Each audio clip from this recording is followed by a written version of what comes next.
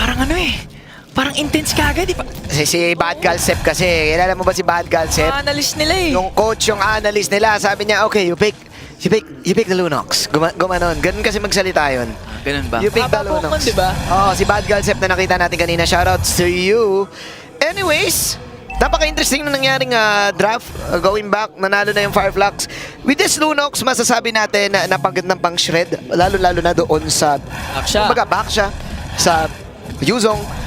Pero nilabas ni Luis yung isa niyang specialty, Acho. which is the Cho, the GOAT of Liga Latam, the GOAT of Brazil, Luis. Magandang pang-pick off in terms of, syempre, pagkuha ng damage output, napakasakit ng RRQ Akira mid-game. Yun nga lang may Grak eh. Yun lang yung medyo problema ko kasi kayang kahit papano pigilan ni Apex 47 itong si Luis. So high risk, high reward sila eh. Parang ay, teka lang, King. Ngayon, yung mid-trio talaga ng Fireflux na parating nagsasama, malakas yung poking potential. Uy! Napag-figure out dito si Alien kasi na-assume niya eh. Na-assume niya eh. Si Tekashi meron pang petrify doon. So that's a good play from Fireflux na makakalayo ngayon. At sila naman ngayon ang susugod. And ito na yung sinasabi mo, the effect of the Grok. Yeah, yun talaga. Oo. Yung pang-gangster nitong Grak na to. Mukhang bumabalik, no? Mukhang high pick priority ngayon. Itong Grak na to. Lalo-lalo na pagdating sa mga early game invades. Oo. First, classic na kasi yan eh. Per skill ka lang eh. Tama ka. Wala ka ng pake eh. Sinabi na din ni Renmar eh, it checks all the boxes as a roamer. You give vision, you provide frontline, but most importantly, you give setups. Oo. Especially sa mga stationary setups katulad dyan from Farsa. Pero si Sunshine Gusta? ngayon! Okay, Gusta will take that first blood. Nahabol din sana si Luis. Oh, napakagandang kuha. Para sa side ng RQ Akira, walang... actually, may counter, may counter objective naman ng Fireflux. Kung saan makukuha nila ang turtle at nanakawin pa itong orange buff. Oh, tapos nanggugulo pa yung dalawa dun sa taas. Oh. So maganda yung response ngayon ng Fireflux. Wow! Nagaw! Wow! The Turkish Delight doing wonders para sa first 3 minutes ng ating laban. Nakabawi sila dito sa mga objective. Level 3 pa lang si King. Ganda yung decision nila actually kasi you would assume na hindi mo napapalag ngayon yung Fireflux kasi ganyan yung mid-trio ng RRQ. Medyo malakas yung poke at the same time kayang-kaya mag-front picking. So maganda talaga yung ginawa nilang desisyon na teka, gawa tayong cross-map play, kuha tayo ng turtle at the same time, orange tayo kaagad. Yeah, Hindi worth it eh. Dahil nga sa cross-map play na yun, level gap si King against TNZ. Level 7 to level 4, Ingan. Oo. Ang hirap nun sa jungle. Hindi yan normal for a Baksha kasi expect mo si Baksha kayang-kaya niya mag-dominate early game and the mobility na meron siya ngayon. Mabilis dapat yan makakapag-farm, makakapag-level up, but this is very crucial. Especially coming into the second turtle and even the third. Mabibigay mo talaga sa Fireflux yung yung assurance na kayo talaga makakuha ng mga neutral objectives mamaya eh. Na invader Zim, pare. Si King ngayon natin na-target. Level 4 pa lang, Deva. Charge! Yari ka ngayon, King. Sunshine with a kill. At dahil doon, hindi pa siya nakakapagpa-level. Level 8 na yung kabilang jungle na si TNZ. Luis Volado. Eto na yung ulti ng Farsa. Eto na rin yung Lunox. Sunshine! At Yari si Sagen. TNZ gets the last hit. Fireflux Esports! Napakatindi dito sa first 4 minutes. Liliab sila ngayon. This is a really different version of Fireflux na we've seen compared to day number 1. Hirap na hirap sila sa early game. Nagkakaroon sila ng glimpses of hope towards the mid to the late game. But this time, 2 consecutive games, sila ang may kalamangan ngayon. And with this Lunox pick up against sa Harit, expect mo dapat mag-dominate sana si Gusta eh. Ang sakit nila, Ingan. Physical damage. Magic damage. Lahat na ng damage. Buuin mo na. Tinapatan nila dito yung gusto sanang damage ng RRQ.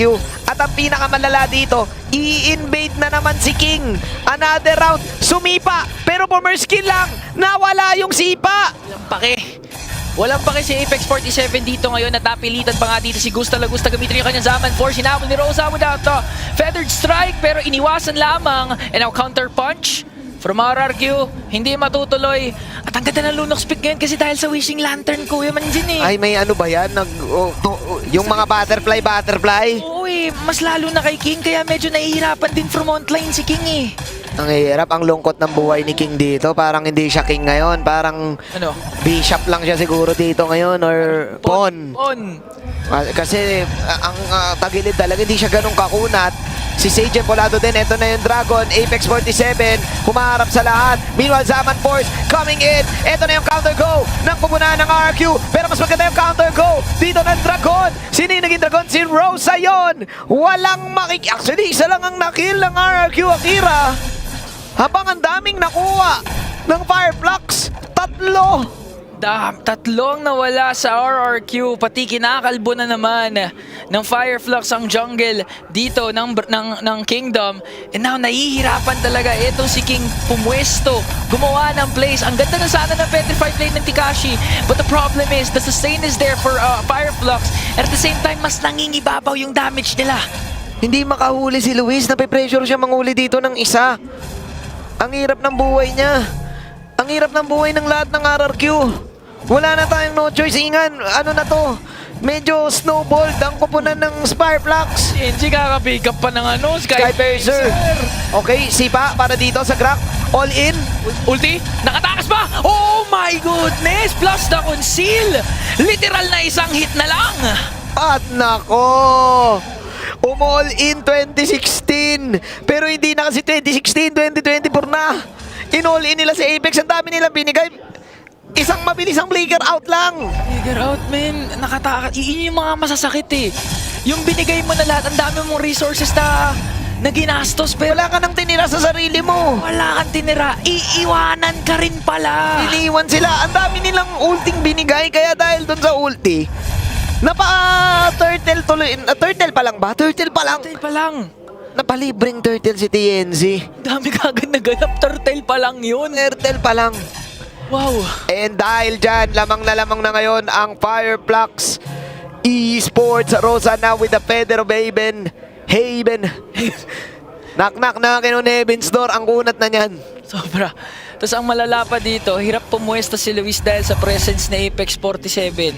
Alam niya kung paano gumalaw ang isang Cho. Alam niya na pag nakikita yung Cho, hindi yan basta-basta makakapag-Way of the Dragon. So Apex 47 talagang binabahayan na lahat ng mga boses na makikita niya para lang hindi makapwesto si Luis. At saka kasi Radiant Armor na si Apex 47, pare. Luis. Naku po, hindi na makaka-damage dito ang RRQ Akira. Makatagilid na talaga Vapor. Dragon out for Tikashi. Pero Fireflux Esports, unti-unti nang inuubos lahat ng resources dito, Ingan, ng RRQ Akira. Sabi nila, kalma lang kayo. Anong sinasabi nyong delikado kami? Baka ang delikado yung kabilang team. Nakita mo ba yun? Si Alien, iniwasan niya yung Jeet Kune Do tapos Way of the Dragon sana ni Luis. Na-anticipate niya na pwede sanang umamba doon si Luis. Pinlikeran lang, tapos final slash. Umabot pa rin yung final slash. Dodgeries, tapos Si Alien. out of this world talaga yan. Naalala mo ba yung interview niyan dati? Ano yun? I think nung M4 yun o nung nakarang MSC. Sabi niya, ba't naman ako matatakot sa mga makakalaban ko kung hindi ko naman sila makakalaban? Yun yung sinabi niya. Tama. In-interview siya kung makakalaban ba yung Echo. Sabi niya, ba't ako matatakot? Hindi ko naman sila makakalaban. Hindi mo naman makakatapat. Hindi mo naman kailangan ni Confront. Bakit mo gagawin yun? Pero si TNG ngayon, nasipa. Nakamag-lag and bounce. Pabuhay pa nga pa rin sa Zaman Force. Hindi na sulit dito na gusto. They're gonna pick up a kill. Finally, TNG's gonna fall down and that's crucial since naka-Skypiercer din siya. Bawas yung stacks niya ngayon. Oo. Pero sa tingin ko, masyado pang mahaba. Marami pang kakaining Gasby. Tama. Itong RRQ Akira. May damage naman sila, Ingan, kaso aabot pa tayo ng ultra late game kasi isipin mong mabuti na level 9 si King, level 14 si Tianzi. Ganun tsaka behind. Kailangan pa nila dito, tingin ko 9 minutes. 9 minutes pa. Kumbaga 3 items, 4 items para makabalik dito kasi ang hirap ang daming shred sa kupunan ng Fireflux.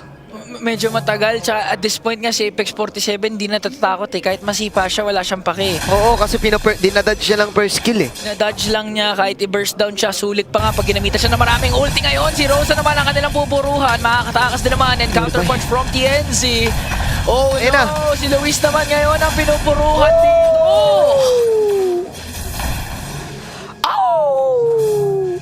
Ganon sumigaw yung Roger Ganun ba? Nagtatransform. Nag-transform. Paano pag tao siya? Paano? Ay. Ganun lang. Tama, pwede. Free Lord for the side of Fireflux. Napitas ang the GOAT na si Luis. Habang si King, susubukan lahat dito para kumuha. Pero ang kunat ni Apex 47. Wala na. Parang at this point, talagang hihintayin mo na lang talagang magkaroon ng items lahat ng members, especially si Sagan for the initial burst na kinakailangan nila pag magka-clash. And at this point, Luis, show ka, gigil ka talaga mag-setup. Mapapaisip ka eh, teka, sisipa ba ako? Oh. Baka kasi mag-counter punch yung yung Fireflux eh. May Purifies din kasi. Dalawa, no? Ang hirap ng buhay ni Luis dito. Alam mo, konti lang yung deaths niya, pero yung sipa niya, parang hindi niya na alam kung sino bang sisipain niya dito. Ang main target niya lang nakasipain dito si Tianzi. Eh may chance pang ma-misdirect yung sipa kapag sumakto yung dash ni Tianzi, yung kanyang wolf form. So talagang yung buhay ni Luis, hard pa sa... mahirap pa sa hard. Mahirap pa sa hard. Kumbaga parang sinasabi natin, bawi na lang sa next life. Kaso wala nang next life kasi best of 2 lang to eh. Oh, best of the best lang to eh. Oo. Pinahirapan ng matindi ng Fireflux ang buhay ni Luis dito. Kumbaga sinabi lang ni Rosa, ikaw ba ang dagot? Pwes, yari ka sa amin. Kami ang dagot. Kami ang dagot sa aming region. The Turkish Delight. Now, transitioning into the top lane. Pushing the towers. Basag yung baba. Re-respetuhin lang muna nila ang kupunan ng RRQ Akira. Again, Luis. Ikaw ba nag-choke ka, Ingan? Ang hirap niyang gamitin, parang sobrang kailangan mechanically gifted ka eh. Ngayon kahit magaling ka mag-choke, parang ang hirap talaga nito eh. Kahit sino pa gumamit niya na pro, no? Oo, dalawang purify yan, men eh. Sungkit pa nga doon si King. Honestly, bonus lord na yun. Bonus na yun para sa Fireflux na nakakuha pa sila ng inhibitor turret. Kahit isa pa lang yung lord na nakakuha nila ngayon. Tinatawag na kaunin yung inhibitor dito, pero dumitipetsa naman lang RRQ Akira. Ang ganda na naka from Luis, pero dumista Electric King na naman. Halos walang nangyari. Sa gilid sinipa. Maghihintay pa si Luis dito ng cooldown at ayan na ang mga recall. Rosa nagpapakitang gilas at umaaura na sa MSC 2024. Thorn Queen once again back to her original form. Nagbalentina din to kahapon, medyo nahirapan, pero ngayon Manjin 006, lahat ng kills ng Fireflux present ang Reyna. Alam mo naman pag umaura yan si Rosa, talagang head turner yan pag umaura eh. Oo, si Luis maraming fans sa Southeast Asia pati sa Philippines, pero si Rosa mas marami ding fans yan sa Pilipinas. Abanat yan, ayan na nga. Boss B, nakita mo naman, ninakaw, better dare strike, counter better dare strike. Harap-harap. Uy! Di na nga natatakot kay Luis mismo. Nasungkit pa nga dito. Habang ginagawa nila lahat yon, si TNZ pala nag-lord mag-isa. Kaya nagkaroon ng maraming fans si Rosa sa Pilipinas dahil sa pinapakita niyang tikas. Kumbaga, wag mong babasahin yan pag dumaan ang San Juan! Ayun na naman yung sungkit coming in from Alien. Pero makakatakas naman ata dito ang RRQ. TNZ binibigyan talaga lahat. Luis ang mapupuruan. Feathered Airstrike last effort para makadepensa. Pero isang member na naman ng RRQ ang tutumba. 26 seconds para kay Luis. Gusto nang tapusin to ni na Rosa. Ayan na oh. Ayan na. Shadow striking. Masyadong maasim.